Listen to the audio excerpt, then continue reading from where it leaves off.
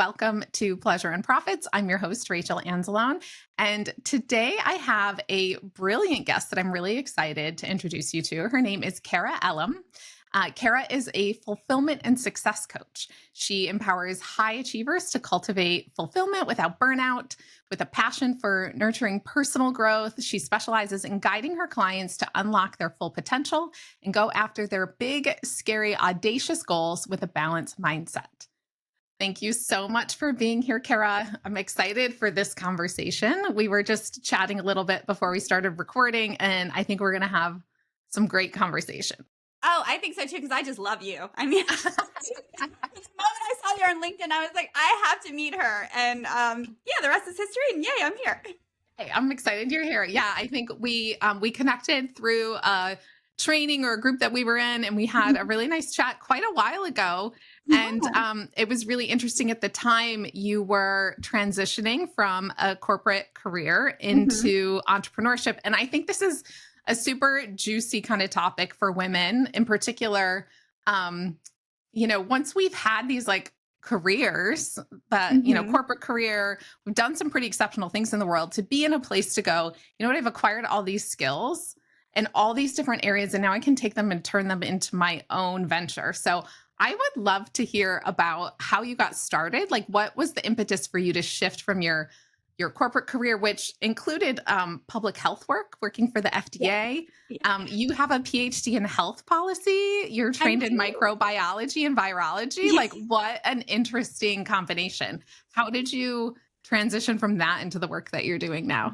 So let's see. I trained my whole life to be an epidemiologist, infectious disease epidemiologist, and specifically viruses. I love viruses. I could talk about them for hours. So I finished my doctorate in health policy and epidemiology, and then I get an awesome position in DC in 2018. So it's at the federal government in the Department of Health and Human Services. So I'm working there. It's in the Office of Infectious Disease Policy. And it's underneath the Assistant Secretary of Health. So it's kind of like the Assistant Secretary of Health, and then this office was underneath in the headquarters. Then I'm there, I get brought on as a Fed, which was so cool. And after a year of the fellowship. And then a year later, COVID hits. And what timing? Yeah, I know, what timing. For a virology specialist. Yeah. Everything I ever worked for, right? Like, just, since I was in middle school, I would read like the Hot Zone and all the epidemiology, and there's like level 4 virus hunters. So that's things like Lassa and Ebola, and CDC has a whole branch in that. It's really incredible. So I everything I worked for, like my whole life, like, not that I wanted a global viral pandemic to happen. Of course. But yeah, because there was a lot of suffering.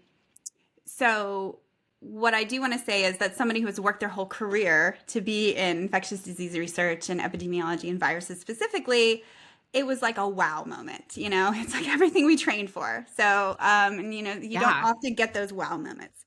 So I was working in those wow moments, and I was also trying to get pregnant. Oh, wow. What an interesting time to be. Yeah. At this height of your career and experience, and then also trying to get pregnant. Exactly. So I know I'm a little long-winded on this, so I'll try to shorten it up, because I can just talk about it forever.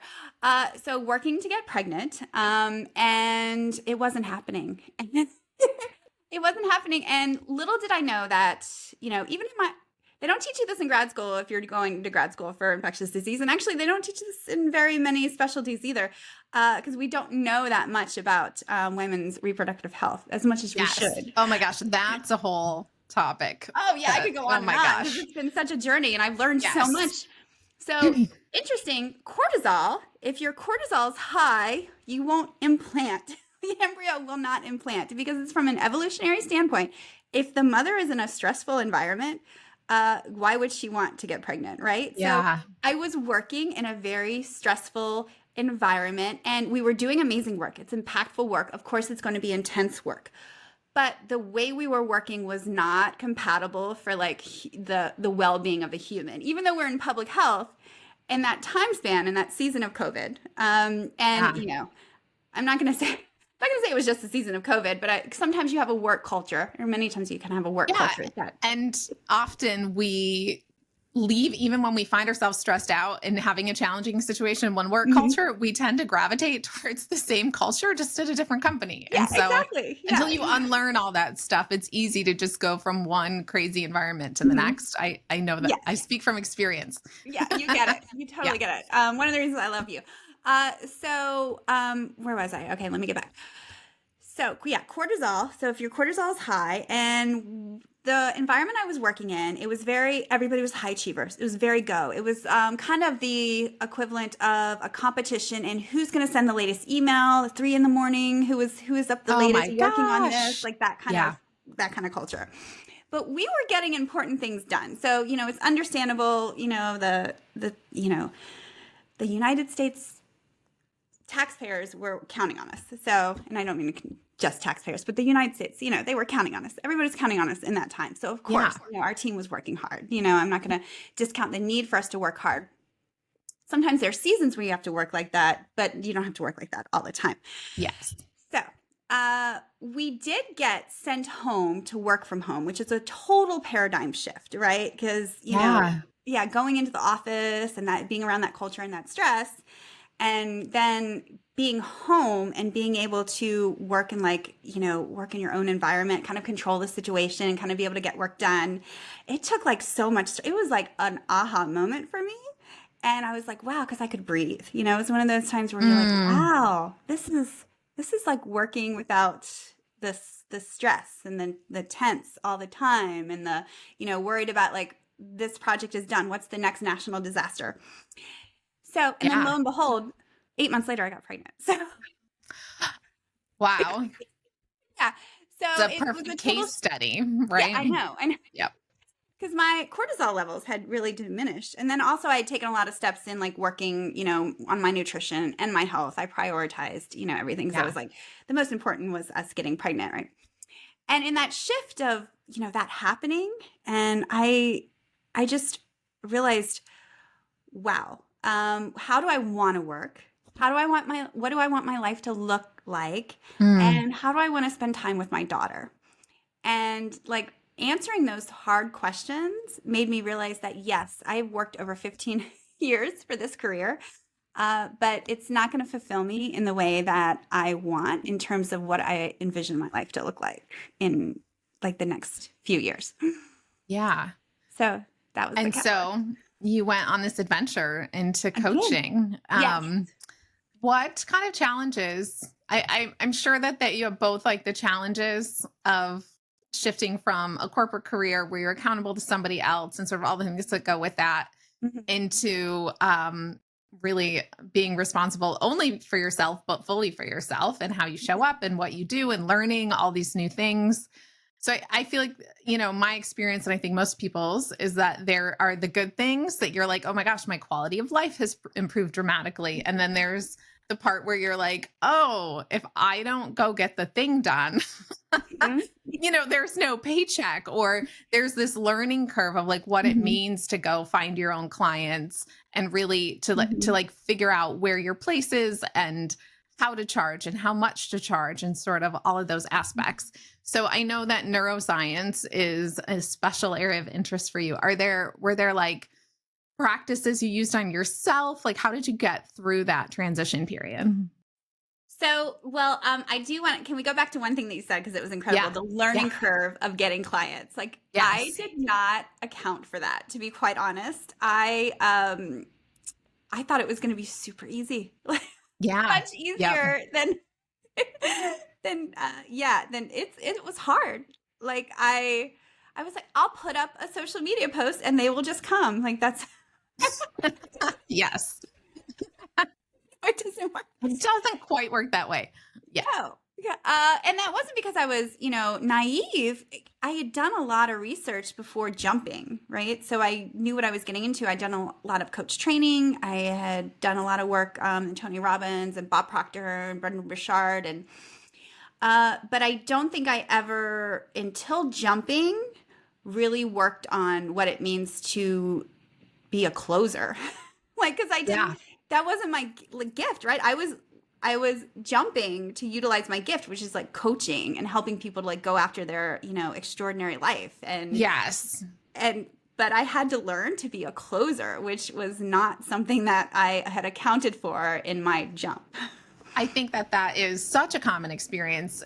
Like, first off, I recently shared an episode with a woman who was one of my clients, who also, is a friend, coach, mentor, Lisa Nichols. And in it, we were talking about, like, she had a baby. And so she had a plan that she was just putting a little money aside towards her dream. And after so long, she had saved up enough money that she could leave her job and then go into this business. I did not. I had been running and managing businesses for years, and I was like, I know how to do this. And I just jumped in, and sort of the messaging at the time, and this is quite a while ago, was like, you could hit six figures in a matter of 6 months if you want to. Right. And that did not happen for me, and doesn't happen for most people. So that learning curve of like, just because you're good at your craft, you have all this wisdom and all these skills to bring to the table, the skills of marketing yourself, of selling an offering, of, like that piece of it, the business leadership.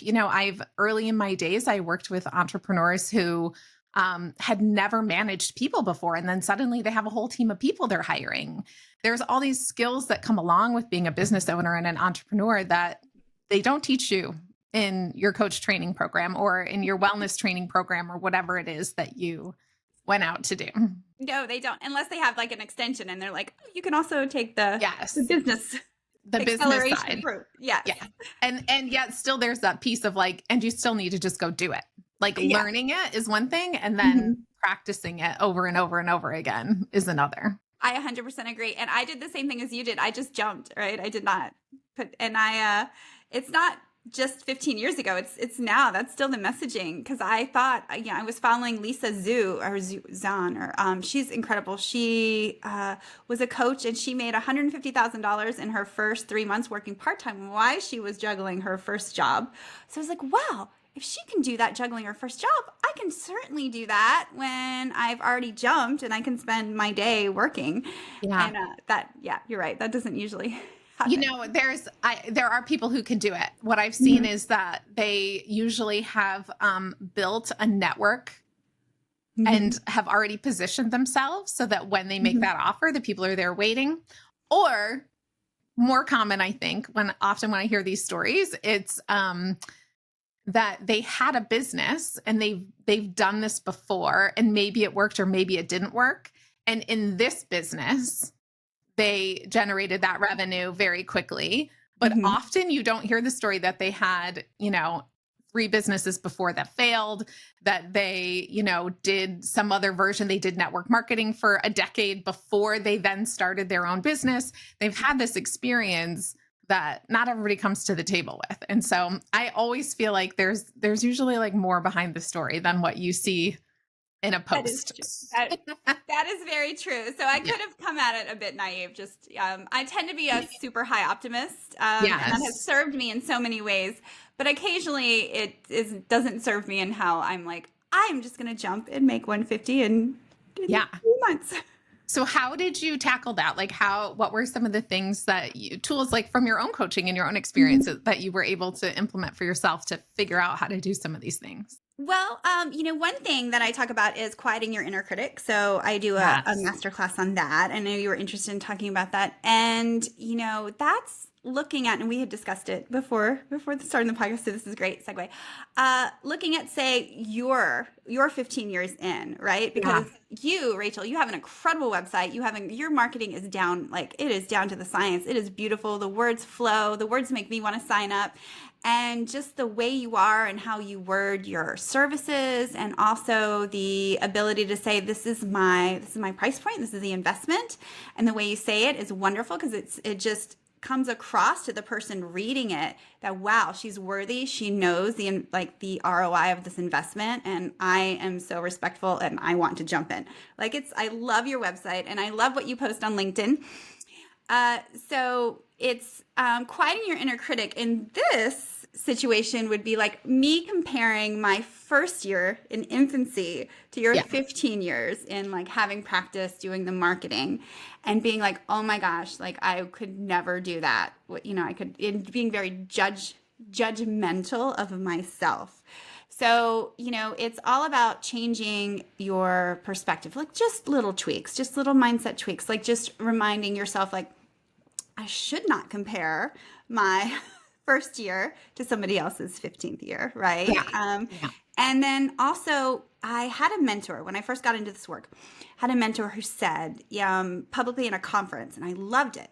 He said, when I first started this work, I realized that I had a very well developed judgment muscle. And I love that because it's so true, and I also, that spoke to me because I was like, I have a very well developed judgment muscle. And so now, Like in the context of like self-judgment or looking at other people or just in general? in general, Okay. yeah, just like That's really interesting. I haven't ever thought about it that way. yeah. And That it is a was muscle we've exercised a lot in our lives. exactly, yeah. Yeah. So that's how it hit me because I was like, oh wow, if I don't use it, I'll lose it. So versus if you keep working on building your muscle and using it, your Yeah. muscle's gonna increase. So I have really practiced the art of not using my judgment muscle. And I'm very, very aware when like the judgments come through. So this is part of the quieting your inner critic is like first awareness, which I think you talk about a lot. You have to be aware first. So you're aware of your judgment. And most of us aren't aware of our judgment to other people or even ourselves. Usually we're more aware of how we're judging other people than we are of judging our own selves. I think that's absolutely true. And we can be way more harsh on ourselves than we can on other people. Like it's so easy to look at someone else and be like, oh yeah, that's fine. They're good. And then we look at our own and we'll find the tiniest little crack. Yeah. Even you talking about my marketing, because I have marketed for multi-million-dollar entrepreneurs and have executed these really extensive things with massive teams. And I'm a solopreneur. I have an assistant and I have, some contractors that I use a little bit, but like I have done a tiny fraction for myself of what I've done for other people. So even while you were saying that, my brain was going, oh yeah, but there's so much more I could be doing. Yeah. That's the nature of the high achiever brain, right? Yeah. But it's also the nature of being human. Once we reach a goal, we always desire more, right? We always desire, like, how can I make it better? But I love how you balance that with, yes, but what else, right? What else than like that? And I love what you do for your clients and what I've heard on the podcast and when you've been on other podcasts, like how you do that and you like intersection of, yes, you want more, but what about the other? What about the entire picture? The whole picture. Yeah. I love this idea of, and I'd love to talk more about it because I don't know that much about what's behind it. I just know from my personal experience, this sort of idea of insatiability. I have a quote. It's on the wall. It's behind my computer. Like I can see it from here.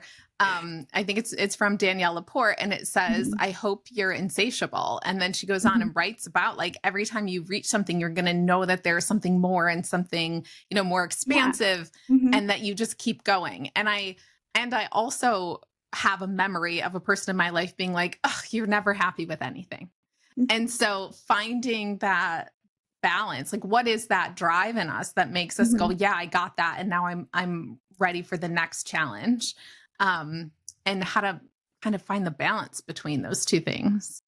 Yeah, well, usually the people who asks, are you never happy with any, that's a reflection of their own judgment in saying, because your achievement and you're going after your desires, really it triggers them and reminds them that they are not. So usually they'll It's an say interesting something reflection like that. for sure. Yeah, they'll Yeah. say something like that. Yeah, whenever anybody says anything in terms of that, like, you're being too sensitive, or you're never happy, or you're never satisfied, it's really a reflection of how they feel in their life. So it's not about you. So Interesting. yeah, because, what you're doing is you're expanding, right? And that's what we're supposed to do in this, this one gift, one precious life we have as humans. We're supposed to expand to our greatest potential, right? We're always expanding. It's in our nature to reach our goals, but want something else, right? I mean, and before I did this work, I didn't realize that. So I would always say things like, God, just let me get my PhD and then I'll be happy. I won't want anything else again. And And it's not true. Once I got my PhD, I was like, oh, let me get the best fellowship I could ever ask for. And then, Yeah. yeah, so you're meant to expand. And sometimes we can judge ourselves for it, like because we are picking up on what other people are saying based on their own insecurities. Well, and there's this paradox too of like of trying to learn how to be satisfied with what you have and the experience that you're having, and also continuing to expand. That the two can coincide. That they're not mutually exclusive. I agree, but let's dissect it. Like, what do you mean by satisfied? Because I think what you mean by satisfied is a much more expanded satisfied than like kind of like the regular vernacular of like satisfied. Because sometimes you can equate satisfied to like giving up or being okay or mediocre. But I think that you using satisfied is an expanded like view of satisfaction. Yes, that's great.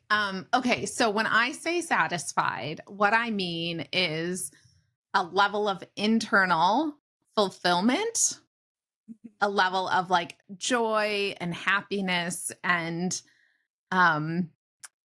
integrity that is a result of being able to look at all the things that we're having and doing and experiencing and feel I want to use the word satisfied.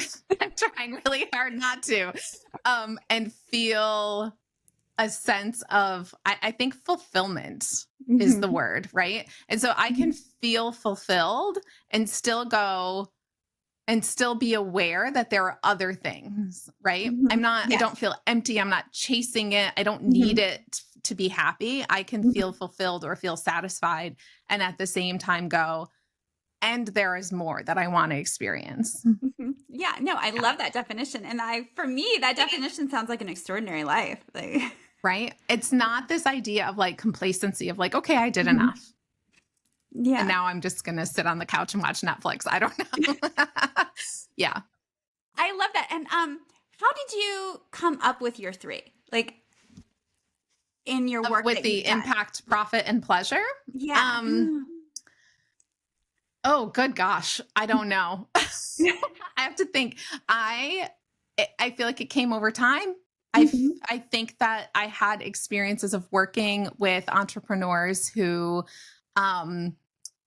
I had a lot of experience of working with people who were really passionate and really wanted to have a massive impact. And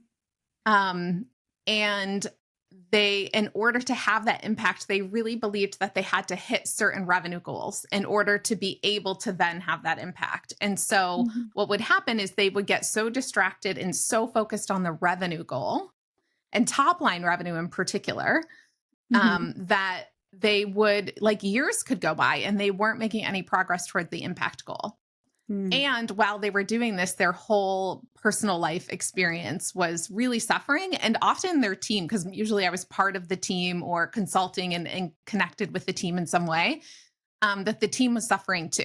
And so I was like, well, you say you want to have this impact, but you're solely focused on profitability. And then there's this whole other area that is really just suffering across the board. And then on the contrast to that, when I was working with people who weren't focused on the revenue, who were solely focused on impact, there are a lot of particularly women who are helping, who are healers, who are teachers, who feel some yuckiness around the revenue side of business and will give and give and give and give and not charge or not charge enough. And I found myself often kind of when I was coaching people that were earlier on in their business, that there was this sort of like desperation of like, I can't keep doing what I'm doing because it's not making money, but I know so deeply in my heart that this is what I'm meant to be doing. And so again, it was just like, okay, well, don't go focus entirely on making money and forget the impact you're trying to have. And also you can't keep doing any of these things if you're burning out all the time. So there really has to be this balance of the three. I agree. You said some beautiful things there. One about, what happens to the whole team if the leader has, their focus has been skewed, right? And I mean, one bad apple spoils a bunch. Well, one bad leader can just really break down the whole work Absolutely. culture. And I don't know, because I know you work with companies sometimes and you have all this experience with these large organizations. Have you seen or have you experienced um, a case where I feel like I'm setting this up because, like, of course, you have a case where that person in the leadership position, even if they're focusing on that for themselves, Mhm. they have a quality of life, but their employees, their team, their contractors don't. Yeah. Oh, you mean like, they've decided to have balance, but then they expect their employees to Yeah. not have balance. Yes. So, somewhat, but okay, I have not experienced that. But what I've Okay. experienced is that, but if you have, I can't wait to hear about that because that would be an interesting case study. Yeah. What I usually experience is that there's a leader who, like you said, has skewed their focus. They originally came in for because I was in public health for most of my career. So, Yeah. they came in with this desire to help people, right? And they got so focused on like getting things done and like the top line, in public health, it's not profit, but it's like getting everything done, top down from the White House to, what the needs are of the citizenship. But so getting so focused on that they don't have a work-life balance, and then they expect their teams to do the same thing. Yeah. And then that just erodes the team because they're like, it's just a culture of stress and chaos is what I always call Yeah. it when that leader is just focused on that one thing and their personal life is just out of whack. Because then they can't understand why their team members might want to take a vacation. Right. And they can't perhaps understand why people leave their team or quit and go do other jobs Yes. and they're having to replace people or people are getting sick a lot. Like there's all these Mhm. ramifications from Mhm. having an environment that works that way that most people can't see in the day to day. It's like it Mm-mm. hits some point down the road where all of a sudden you're like, oh my gosh, why are we hiring a new person again? Or why does Mhm. nobody ever work out in this role? Like that kind of mentality. Yes, exactly. So that actually got me very, very interested in the work that I do in increasing workplace culture, like positivity, because I Yeah. just saw what happens when like this one leader, just doesn't have that balance and what it does to a whole team. And then if you're working in the world of profits, how that just blocks your revenue stream, right? Because, It does. It does. yeah. It does. It absolutely affects the bottom Mhm. line for sure. Mhm.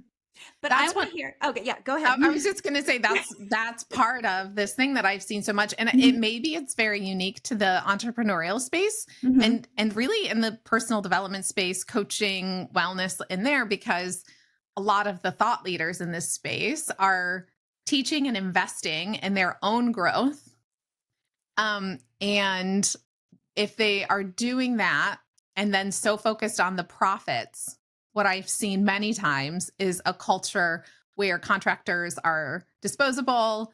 It's like we just get this person in to do this thing, and then if they don't work out, whatever. There's a lot of turnover, and a lot of sort of the entrepreneur is so excited about what they're doing and so committed to it, and they'll work 24/7 for it. And then, they have a team of employees or contractors that then feel like they have to keep up with that as well. And the leader is often investing really heavily in their own personal well-being and their growth. They're going on retreats and masterminds and sort of all these things that we invest in the Mhm. personal development space, but not recognizing that the culture of their team is that they have a bunch of people who are glued to their computers all day and don't get paid vacations and don't have time off and, kind of all of those things. There's the contractor piece there, though, right? Because if Yes. they're contractors and they're technically not part of their team, so they don't feel, I guess, the responsibility that I think that they Yes. would if it was their real team. And plus, not to break it down and reduce it to such superficiality, but it's also when they're talking about the culture of their team, they don't have to talk about the contractors. Yeah. That is true. And what I've seen people do really well is to understand that to be able to have contractors is a gift. Mm-hmm. As Yes. as an entrepreneur who's getting started, you can't maybe afford to hire full-time team members Mm-hmm. and and all the things that go with that, the unemployment, the Mm-hmm. insurance, the health benefits, like all of that is expensive, and Mm-hmm. you probably don't need full-time people in all the roles. No. And so it can be a mutually beneficial relationship, Mm-hmm. but often it's very predatory. It's something I feel really passionate about. Yeah, no, I can tell, definitely. Um, It also, I haven't witnessed it myself, but it sounds a bit hypocritical, like the. it does. And it's one of the things that I feel like really called to bring attention to Hmm. in those, like you said, like when you're talking about a team environment, Hmm. that is your team. Your team is the guy who just edits one video a week because that's, you know, because that's otherwise the work doesn't get done, Exactly. Yeah. I love the passion for this. Are you going to do something about it? Are you going to start speaking on it? Because Perhaps. yeah. I speak a lot about it behind the scenes, but I haven't been super vocal out in the world about it. Okay. So yeah, perhaps. Maybe we should start Yeah. with a podcast episode just about it. Yeah, maybe. Yeah. I like that 'Cause you're an suggestion. awesome speaker. The talks that you've given that are Oh. available on YouTube, because you're in Texas. I miss Texas, but I'm not there, so I can't see you in person. But what's on YouTube? You're an awesome speaker. So I think you should find a Well, speaking gig you and are. talk about it. Thank you, and just be happy that you're not going to be here for the Texas heat this summer. Yeah. You won't. You don't miss that part. I know you don't. Oh no, I don't. But like from November to March, I do miss Texas Yes. quite a bit. Yeah. Yeah. So let's go back to this quieting the inner critic Okay, and this yeah. kind of imposter syndrome topic. So, what do you think is behind it? Like, what is at the root of that when someone is being hypercritical of themselves, or they feel like they just don't even belong in the room? Worth. Mm. They don't know their worth. And that's a big buzzword now, because Jamie Kern-Lina just put out an incredible book Yes. Worthy. I love her story. So now people are talking about worth, which is wonderful, because we need to start, that conversation needed to happen, especially for women entrepreneurs, right? Because Yeah. we get in this space, and you said something about, you had your clients who were in the wellness space and they felt bad about charging, right? They're like, I am meant to do this work, but then they can't get the clients to pay them, right? And Right. that takes an incredible amount of work to overcome that, especially when you're in kind of, we're socialized to think that it's selfish to ask for what we're worth, right? And as women, we're really taught. I mean, I Mhm. think most women have experienced this. I Mhm. was really taught, like, you take what you're given. Yes. Like I never learned how to Mhm. negotiate or how Mm-mm. to present myself and say, this is what I can deliver for you. And this is the value of that versus just like, what does this job pay?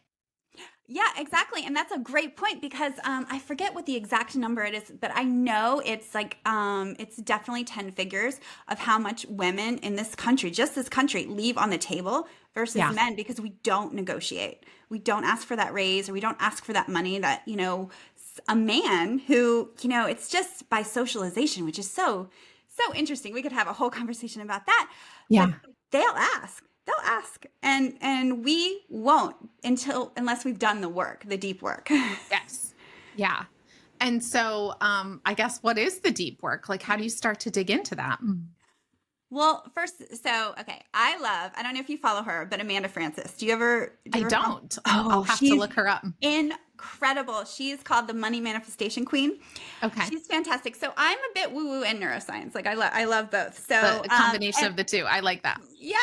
And I love neuroscience, because really, when you think about manifesting and vision boards and things like that, it's really like how your reticular activating system, which, have you heard of the reticular I activating have. system? I could not define it for you right now, but I Okay, have. I love I've it. heard the term. I'm sure I've read it in a book somewhere. It's a lot of my work is based off of it. So it is the filter in your brain that basically, if we're going to talk about it in manifestation, it's how you manifest. Okay. Because so reticular activating system, let's say you decided you want to be a part of something, like say you're interested in, what's a topic that you became interested in the last year? Like human design. Human design. Okay. Yes. So have you noticed that you've picked up on human design conversations or human design things? Like the stuff just starts showing up. You Yes. think it's just showing up, but maybe it's always been there and you just were tuning it out. You weren't aware of it. Exactly. Okay. Exactly. Got it. Got That's it. the reticular activating system. A example they And usually it's use. not just the algorithm on Instagram. No, it's not. Yeah, it's not just the algorithm. But yeah, so basically you have like a billion stimuli coming at you all at once, right? And if you felt all of that, like every individual sensation from the hairs on your skin, you would go nuts. You would go crazy. So your Right. reticular activating system basically filters all of that. It filters everything except for what you want to create in your life and what you want to feel. Okay. Let's be clear on that. Is it what you want to create or what you're paying attention to? Well, so what you want to create in terms of if you did a vision board, if you took the time to do the Yes. vision board on Pinterest and I know you asked me a question about Amanda Frances, I will get to her. But Okay. so you did the vision board or you wrote down your goals or you did a resolution or anything where you have actually put it out there that this is what I want, your reticular activating system is going into work to get you that. Okay. And so if you're in the habit of doing the opposite of like looking for things, expecting things to go wrong or expecting Oh yeah, bad news, then it would work in the same way, it right? would work So in the same way. it's Yeah. not only that you can shift in the direction of seeing and attracting more of what you want, Mhm. but also if you're going in the opposite direction, like, I don't know. You're looking for the shoe to always fall, or you're Yes. looking for the problem to Yes. happen, then that's what you're gonna Yeah. see. Okay, this is brilliant. I love it. I love that that there's neuroscience behind it because we can talk about it in sort Yeah. of abstract, even law of attraction kind of terms, which I love. But Me I too. also love that there's this other element of the science behind it. Yeah, because everything like Think and Grow Rich. If your audience, if you haven't read that, you have to read that. If you're an entrepreneur, you should read that. So Think and Grow Rich, Bob Proctor's work, and a lot of what Tony Robbins does, and a lot of coaching. It really is based on neuroscience and tweaks Yeah. and reframing and shifts, but like all in like how we're thinking. And back to the worthy part, right? So Yes. Amanda Frances, she has this book. It's because her name is Amanda Frances, so it's kind of a play on her name. It's rich as AF, right? So I won't say it on the podcast. I can't say it. I like it. But you love marketing, so I'm sure. Yeah, you would that's find good. that. So she talks a lot about how you have to realize that your gifts are of high service and worthy of compensation. And she says worthy of massive compensation, which I love. So studying her work has really helped me to be like, my gifts are of high service, worthy of compensation. These are my prices. This is my value. And this is, what you are going to invest in to work with me because I promise you a great ROI. But like we were talking earlier, it's taken a lot to get there. So it has been a lot of study in practice in doing it. And like what your clients did, for the first, I think 6 months as an entrepreneur, people would say, I can't afford you. And I'd be like, I want to help you. What can you afford? And I would take like 90% off. And that just was not serving me. And I'm still making up for those times where I was just learning. Yeah, it's an interesting conversation because, there's so many aspects to it. One thing that I've seen in recent years that I hadn't really paid attention to previously, because I was mostly around for 15 years, I've worked mostly with women. Mhm. My clients have been women. My the companies that I've supported have been women owned and operated primarily, and the people I've coached under have been women. Mhm. And this last couple of years, I invested in coaching with some men and being in some groups of male entrepreneurs. And the conversation is very different. The first time I was with a group and these guys were just throwing out numbers of like, oh, I closed a $14,000 deal. I mean, they're just like dropping these numbers. And I was so used to being around women who don't talk about the dollar amount at all. And it really reminds me of early in my career when I was working for a small regional coffee company and we were just sort of figuring it out. We were very creative. We never talked about money. And I was in the senior management. And then I left and I went to work for a franchise. We talked about money every single day, all day, every penny, every fraction of a penny. And I realized like, oh, this is why we weren't making money over there. We weren't talking about it. We weren't being specific. Yeah. And so there is a huge difference, I think, between the way men often approach this and women, and just to be able to have the conversation around it. Yeah, I don't know if you've seen agree. that in your, in your experiences? Well, to be honest, I have never been in a group coaching situation with all men. I think that was fabulous. Like, so It's I would, very different. It's interesting. yeah, definitely juxtaposition because, like you, I'm mostly with coaching with other women, and yeah, so I'd love to like hear more, juxtaposition, the differences. Could be a conversation for later. But where was I going? Yeah. So how do we help? How do we change that? I mean, Yeah. what are your thoughts? The worthiness question. Yeah. Um, I think it's something we're all working on. Hmm. Most of the women I know are working on it. I also recognize that we attract people who are like us in a lot of ways. Yes. So I also Mhm. can see out there a lot of women Mhm. who don't struggle with that, and Mhm. they have a different relationship to it. I think a lot of it comes from upbringing and sort of the messaging that we receive as kids, and like deprogramming some of that stuff. Mhm. And then I found for myself, it's really just been very experimental. It's been like testing the waters of like, I've charged a price and then Mhm. realized like, oh shit, I did not charge enough for this at the point when I'm already in it. And then, the next contract comes, the next client, the next, it's like, okay, I'm going to raise. And I've been where one time I pushed myself too high.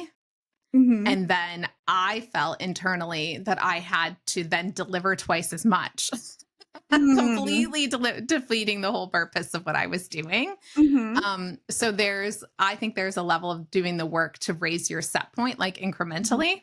Mhm. And then there's a point where you're just like, yes, of course. And I also think there's an element of, what are you willing to pay and invest Mhm. yourself? And That's a good point. it is. And feel very cautious about saying this because I think there's there are coaches out there who will say, you need to know that you're worthy of this $20,000 investment. And that's why you Mhm. should invest in me. And talk people into putting things on credit cards and all kinds Mhm. of things that it really is a personal choice if you do it or Mhm. not. And I don't think it's not just the dollar amount. It's that of needing to get yourself in a place where you feel that you're worthy of an investment of this level and are Mhm. willing to make that investment is then going to magnetize other people who are willing to make an investment and have that same kind of resonance. Mhm. Um, I you love how know, you describe that in resonance and like energy and like attraction because that I agree with that 100%. Yeah, it's yeah. all in like how you're vibrating. And then also something that I found really powerful, and I teach this when I do sales training, and I've gotten comfortable doing it and I love it, is the silence after you talk about the investment. And that's Yeah. something that we're not very comfortable with as just, being human, because, silence, somebody wants to like fill the silence, right? So, but when you say the investment and then you just, let them decide, don't try to force it because I think about feminine leadership when I think about that, right? Mm. Instead of we're like receive it versus don't push for it or don't. Oh, that's so great. I just had like the visual, and the person that I was thinking of as you were describing that, where I feel like I really learned this from is Mhm. Rochelle Sheik, who I interviewed very early on in the podcast. She's the Okay. creator of Koya, which is a feminine movement practice. And the first Ooh. time I was at one of her retreats, like in Mhm. presence with her, um, her ability to just let a room sit for a moment, to Mhm. like ask a question and then just wait, Ah. and to just let there be these sort of breaths and these Mhm. pauses. At first, it made me really uncomfortable, Yeah, no, you I get know? it. And when you think about that in the Mhm. context of a sales conversation, it's like, are you pushing? Are you pushing and charging? Which to me is a major turnoff if somebody's trying to sell to me. Mhm. Um, and I'm thinking of like things happening in the DMs these days that are really like aggressive. I could Mhm. do a whole podcast episode on that. Please You stop should. DMing me a pitch and you've never talked to me. um, but to just be comfortable to like Mhm. put it out there and then just like sit back and wait to receive, wait for the response instead of trying to Mhm. push into the next step. Yeah, because by the time you've gotten to that point, if you've done what you're supposed to do, you've already built a relationship, right? Yeah. Even if it's not, a very long-term relationship in terms of how long you've been speaking to that person, but usually you've had quite a few touch points with them Yeah. and kind of brought them along before you're like there. And Yeah. then you're able to like you said, the power of just the silence and just, receive. Yeah. And that requires you to know your Mhm. worth Yes. and to not be in your head with that inner Mhm. critic of like, in that moment, it would be really easy to be like, oh my God, what are they thinking? Oh, they hate me. They think I'm Yeah. ridiculous. They're not, that to silence that inner critic and Mhm. just be present and wait. Yeah, because if you're not present and if you are doing all that like internal talk, whether you realize it or not, they're feeling that. They Yeah. when you have that calmness of because you know your worth, then Yeah. you come across that way. That's brilliant. Okay, to wrap us up here. Yeah, Now oh my gosh, this went I by so know, fast. time flies.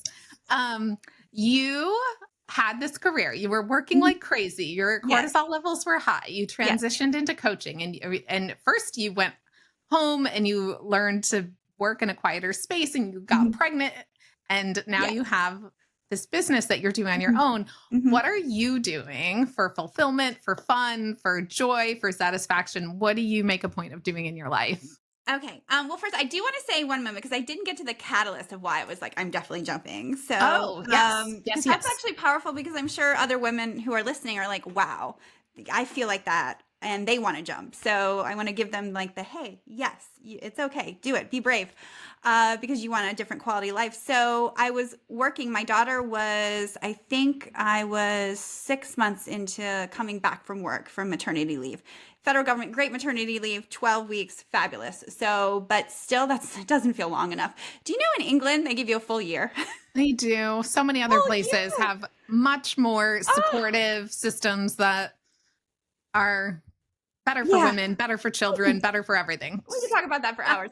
So, 6 months into coming back, I was working from home. It was working great because I could kind of be there with her. My childcare, she's amazing. She's one of my besties, and she has a son, and they're about the same age. So we really set up a really good childcare where, like, she was home, so I could kind of see her, and if she needed to be fed, I could feed her. But my boss says you have to be at this conference that's for 3 days, and you will be away from your daughter. And I had never been away from my daughter. I didn't want to be away from my daughter. And I didn't like that somebody told me that I had to be away from my daughter. So I was like, Yeah. I want to create a life where nobody gets to tell me when I can be with my kids and when I can't. So that was the real catalyst for me Yeah. jumping. So if any I, woman I listening, go think ahead. that's great. I think that's so relatable for a lot of women, Hmm. who are just realizing like, oh my gosh, Hmm. I'm raising these kids and I never see them. Like it's not, this Yeah. isn't the life that I want. Yeah, exactly. Yeah. And then I'm being told that I can't see my kids or, Yeah. I can't be there when I want to be. And Yeah. yeah. So, for any woman listening, you can do it. You can create the schedule you want. So what do I do for fun? Well, first of all, I have a very supportive partner. We flow very well in our parenting, and we both are very much mindset and like wellness focused. So we have a great partnership in terms of I get to work out every day and he gets to work out every day. So Mm. we hand off little E in certain times in the morning. So I'll get to do yoga or run, and I get to journal too, which is great. So I get about an hour to myself, and he gets about an hour to himself in the morning, and it really helps us start our days, right? And Yeah. then I don't see my bestie Claudia to pick up little E until about 10, which is perfect. So I work between 10 and 4 every day. And then so we like a bit of adventure. So Yes. we're climbers and we're hikers, so I make sure to get out and do that. And then also, to be honest, you're gonna laugh. I love grocery shopping. I Oh love my like God. the I Yes, continue. I feel it. I love a trip to Whole Foods. Like Yeah.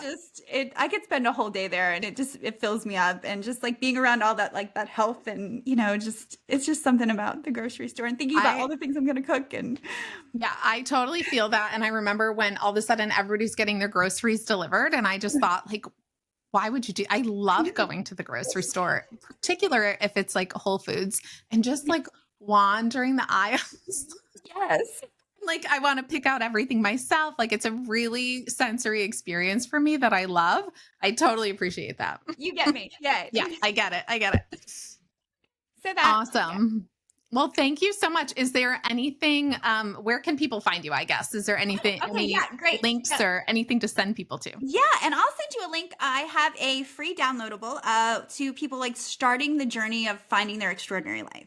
Some people Mhm. don't even ask themselves, what do I want? Like, what do I want my life to look like? Yeah. So if you're there and you're ready for something different, like I'll let me send you my freebie, and I'll link that. And then also Dr. Kara Elam. Like you can find me anywhere and on the socials. I'm new to Instagram, so so you can follow my Instagram newbie journey to where I am now. And yeah, a lot on Pinterest, a lot on Facebook, but getting my Instagram feed underneath me. Awesome. Thank you so much for being here, Kara. Oh, This you're was welcome. great. This has been fabulous. I love you. You're just awesome. And The feeling's yeah, mutual. oh, thank you. And we can talk about the climbing and all the things another time. We'll have a coffee date. Thank you all for listening. Until next time, I'm wishing you even more pleasure and profits. Take care.